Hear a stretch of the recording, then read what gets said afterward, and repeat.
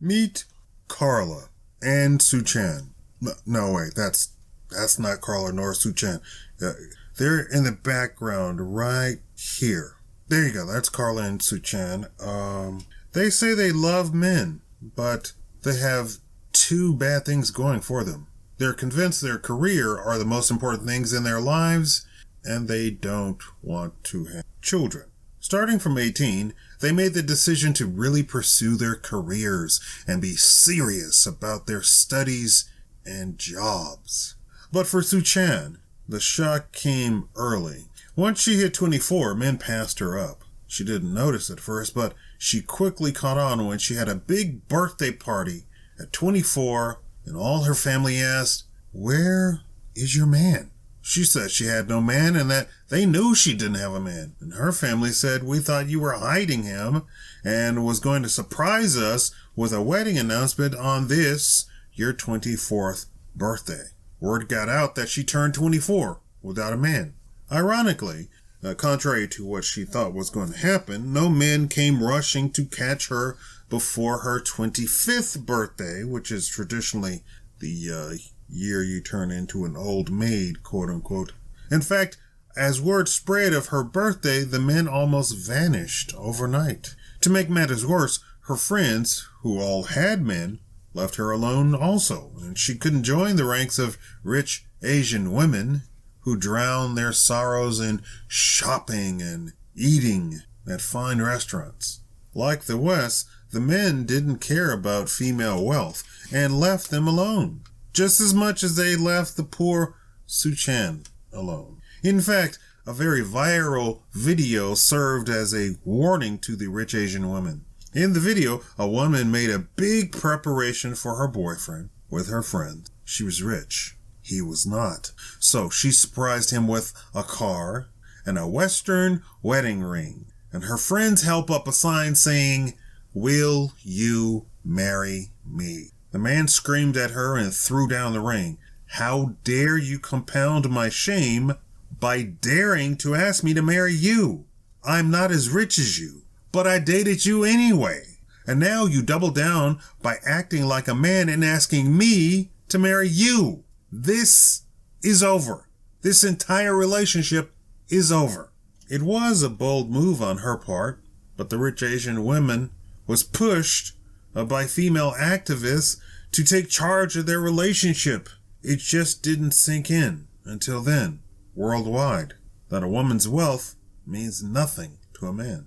Especially since half the women still want to go back to when men earned no money and the man had to pay for everything as if women were children still. But that wasn't the case in Carla's world. Carla was a full modern woman. She has her own job. She has her own money. She pays her own way. She's never accepted a single date when the man paid for her stuff. And for millennial men, that was fine. Carla didn't notice the slowdown in men, though, because millennial men really didn't date her. I mean, she used to the dating apps, and sometimes there was dinner before the at-home date, but they were few and far between. Carla was a busy beaver. She had things to do, places to go. Her at-home date had to be done by 11 p.m. because she had to wake up in the morning.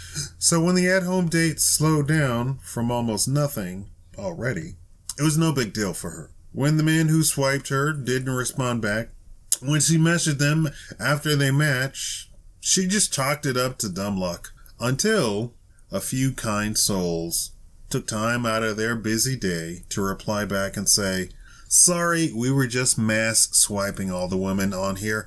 Didn't even look at you. Didn't even look at them." After receiving that message a few times, apparently a lot of women complained about it, and so the apps limited how many swipes you can make on a free account in a day. It worked out well for the company because now they got to have an excuse to legitimately charge people to use the app. They'd front load the best looking fake female and male accounts and put out the statement that they heard how bad women felt about getting rude comments like that and charge the women and men alike for swipes. The fake accounts never responded, Men thought it was just par for the course and didn't think anything of it. But the women had something to complain about when the fake hot guy accounts never replied. And then Carla turned 28. It was as the heavens opened up and all of a sudden she noticed all the articles about women over 30. Carla never really went out, but after reading that women over 30 were done and canceled, she felt personally attacked since she was 28 and not getting any male attention. But when she read about women complaining about the male gaze, she didn't know what to do because she, at 28, never really got the male gaze, and now it seemed never really would, especially with women complaining about it so much. When a young man ran up to her and said, 10 good years, out of the blue, she thought he was talking to her. She didn't see the other friend until they were 50 feet away and looking at each other still talking. Obviously, the conversation had nothing to do with her, but she was already on the verge of tears. When an older man approached her and asked her, was something all right? Had those boys been mean to her? She recoiled, saying she didn't want him. Then his wife, who appeared out of thin air, grabbed him and pulled him away from Carla. She appeared quite annoyed at what she said. Carla went home, but that kept echoing in her head. 10 good years, 10 good years. And then she started to see it everywhere. 10 good years. When she finally asked a coworker about it, she shrugged and said she didn't know. A male coworker came to her and said it meant that from 18 to 28, women are at their prime to have kids and are the most attractive to men. All the women gasped. Carla was confused. She just asked them what it meant and they all said they didn't know. But apparently hearing it from a man, they not only knew, but were offended by it. He was fired over the incident a few days later, and the company put out a statement. It said, to provide a safe environment, the company will not tolerate any attacks against coworkers. That's when Carla screamed at her desk reading the email. That's not providing a safe environment. That's providing a childlike environment for women. Are women children? Her supervisor sent her home.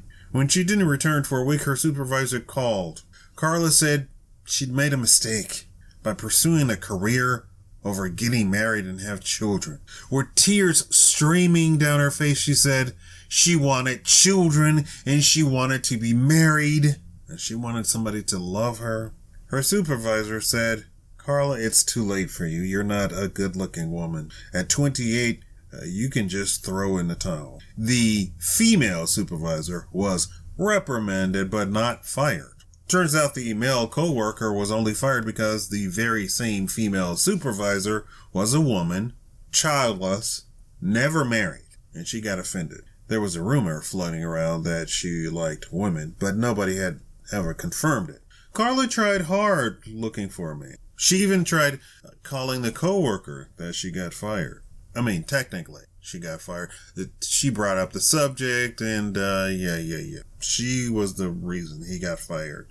Nope, he was seeing a 20-year-old, and they were going to be married within a year. They were moving to Texas for the wedding, because I hear Texas has better marriage laws. Carla put pics of herself up on the dating, quote-unquote, apps with very little clothes on. When the man invites came pouring in and she met them and told them she wanted to be married with children, she thought that would make her appear more attractive.